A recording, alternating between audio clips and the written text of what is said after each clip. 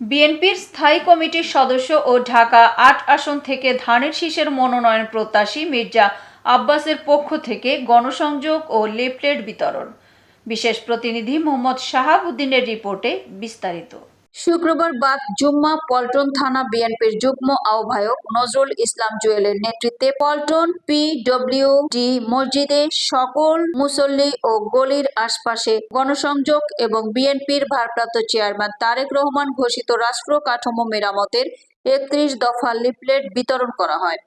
বিএনপির স্থায়ী কমিটির অন্যতম সদস্য ও ঢাকা ৮ আসন থেকে ধানের শীষের মনোনয়ন প্রত্যাশী মির্জা আব্বাসের পক্ষ থেকে এই কর্মসূচি পালন করা হয়। এ সময় অন্যান্যদের মধ্যে উপস্থিত ছিলেন পল্টন থানা ইউনিট বিএনপির সভাপতি বেলাল হোসেন বাবু, সাধারণ সম্পাদক মোহাম্মদ শাহাবুদ্দিন, ঢাকা মহানগর দক্ষিণ যুবদলের সাবেক সদস্য সৈয়দ মোহাম্মদ হাবিব সহ বিএনপি ও সহযোগী সংগঠনের নেতৃবৃন্দ।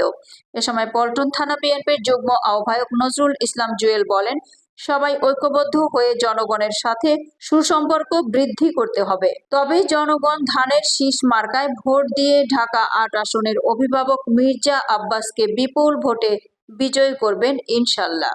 এতক্ষণ সাথে থাকার জন্য ধন্যবাদ। আই1 টিভির নিয়মিত আপডেট পেতে ভিজিট করুন আমাদের ওয়েবসাইট, ফেসবুক, ইনস্টাগ্রাম ও ইউটিউব চ্যানেলে।